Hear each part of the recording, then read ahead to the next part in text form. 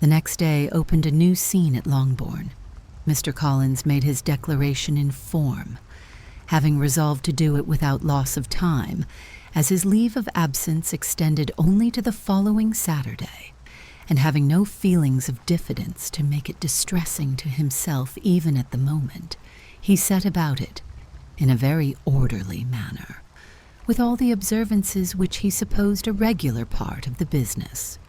On finding Mrs. Bennet, Elizabeth, and one of the younger girls together, soon after breakfast he addressed the mother in these words: "May I hope, madam, for your interest with your fair daughter Elizabeth, when I solicit for the honor of a private audience with her in the course of this morning?"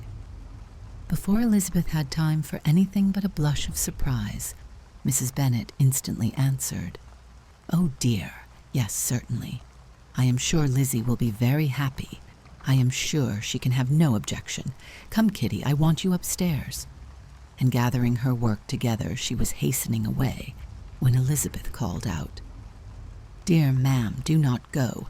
I beg you will not go. Mr. Collins must excuse me. He can have nothing to say to me that anybody need not hear. I am going away myself." "No, no, nonsense, Lizzie. I desire you will stay where you are." And upon Elizabeth seeming really, with vexed and embarrassed looks, about to escape, she added, "Lizzie, I insist upon your staying and hearing Mr. Collins."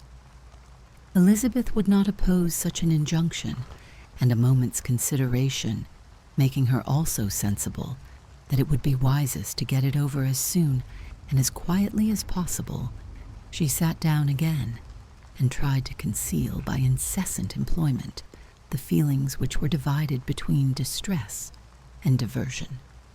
Mrs. Bennet and Kitty walked off, and as soon as they were gone, Mr. Collins began, "Believe me, my dear Miss Elizabeth, that your modesty, so far from doing you any disservice, rather adds to your other perfections.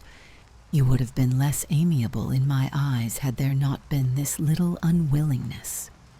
But allow me to assure you that I have your respected mother's permission for this address. You can hardly doubt the purport of my discourse.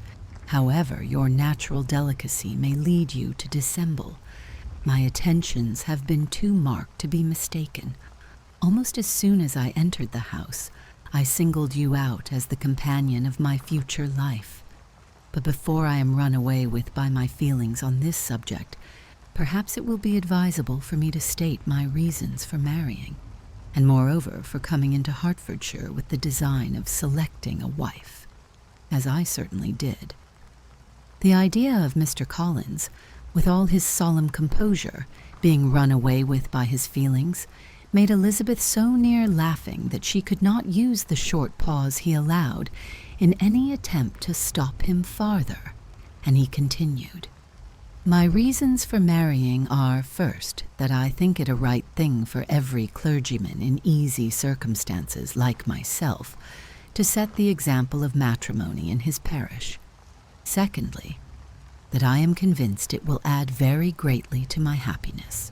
And thirdly, which perhaps I ought to have mentioned earlier, that it is the particular advice and recommendation of the very noble lady whom I have the honor of calling patroness. Twice has she condescended to give me her opinion, unasked too, on this subject, and it was but the very Saturday night before I left Hunsford, between our pools at quadrille, while Mrs. Jenkinson was arranging Miss de Bour's footstool, that she said, 'Mr. Collins, you must marry. A clergyman like you must marry. Choose properly. Choose a gentlewoman for my sake, and for your own. Let her be an active, useful sort of person, not brought up high, but able to make a small income go a good way. This is my advice. Find such a woman as soon as you can. Bring her to Hunsford, and I will visit her. Allow me, by the way, to observe, my fair cousin, that I do not reckon the notice and kindness of Lady Catherine de Bourgh as among the least of the advantages in my power to offer. You will find her manners beyond anything I can describe, and your wit and vivacity, I think, must be acceptable to her, especially when tempered with the silence and respect which her rank will inevitably excite. Thus much for my general intention in favor of matrimony. It remains to be told why my views were directed to Longbourn instead of my own neighborhood, where I assure you there are many amiable young women.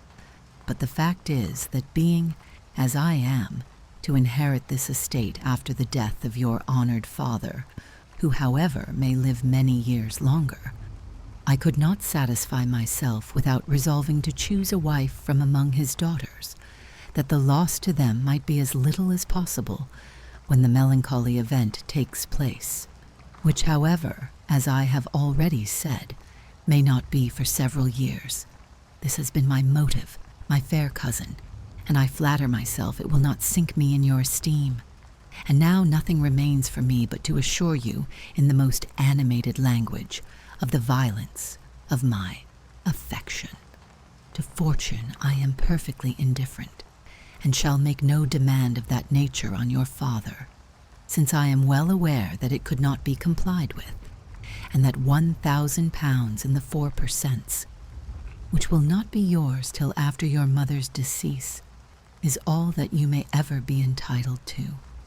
On that head, therefore, I shall be uniformly silent, and you may assure yourself that no ungenerous reproach shall ever pass my lips when we are married.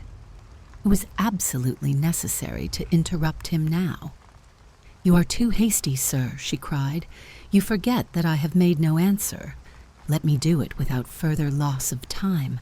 Accept my thanks for the compliment you are paying me.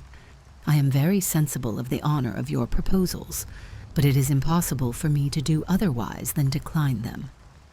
"I am not now to learn, Rochouan," replied Mr. Collins, with a formal wave of the hand, "that it is usual with young ladies to reject the addresses of the man whom they secretly mean to accept when he first applies for their favor, and that sometimes the refusal is repeated a second or even a third time.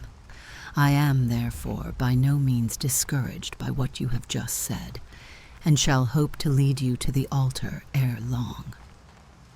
"Upon my word, sir," cried Elizabeth, "your hope is rather an extraordinary one after my declaration.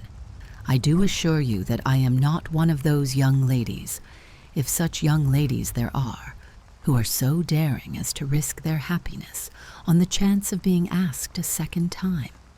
I am perfectly serious in my refusal. You could not make me happy, and I am convinced that I am the last woman in the world who would make you so. Nay, were your friend Lady Catherine to know me, I am persuaded she would find me in every respect ill qualified for the situation."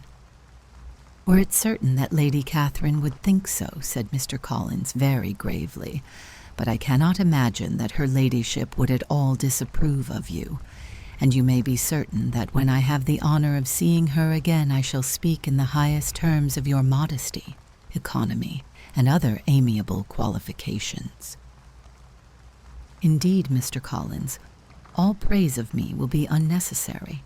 You must give me leave to judge for myself, and pay me the compliment of believing what I say. I wish you very happy and very rich, and by refusing your hand, do all in my power to prevent your being otherwise. In making me the offer, you must have satisfied the delicacy of your feelings with regard to my family, and may take possession of Longbourn estate whenever it falls, without any self-reproach. This matter may be considered, therefore, as finally settled." And rising as she thus spoke, she would have quitted the room, had not Mr. Collins thus addressed her. "When I do myself the honor of speaking to you next on the subject, I shall hope to receive a more favorable answer than you have now given me, though I am far from accusing you of cruelty at present, because I know it to be the established custom of your sex to reject a man on the first application, and perhaps you have even now said as much to encourage my suit as would be consistent with the true delicacy of the female character." "Really, Mr. Collins," cried Elizabeth with some warmth, "you puzzle me exceedingly. If what I have hitherto said can appear to you in the form of encouragement, I know not how to express my refusal in such a way as may convince you of its being one. You must give me leave to flatter myself, my dear cousin, that your refusal of my addresses are merely words of course. My reasons for believing it are briefly these. It does not appear to me that my hand is unworthy of your acceptance, or that the establishment I can offer would be any other than highly desirable. My situation in life, my connections with the family of de Bourgh, and my relationship to your own, are circumstances highly in my favor, and you should take it into further consideration that, in spite of your manifold attractions, it is by no means certain that another offer of marriage may ever be made you. Your portion is unhappily so small that it will in all likelihood undo the effects of your loveliness and amiable qualifications. As I must, therefore, conclude that you are not serious in your rejection of me, I shall choose to attribute it to your wish of increasing my love by suspense, according to the usual practice of elegant females. I do assure you, sir, that I have no pretensions whatever to that kind of elegance which consists in tormenting a respectable man. I would rather be paid the compliment of being believed sincere. I thank you again and again for the honor you have done me in your proposals, but to accept them is absolutely impossible. My feelings in every respect forbid it. Can I speak plainer? Do not consider me now as an elegant female intending to plague you, but as a rational creature speaking the truth from her heart." "You are uniformly charming," cried he with an air of awkward gallantry, "and I am persuaded that when sanctioned by the express authority of both your excellent parents, my proposals will not fail of being acceptable."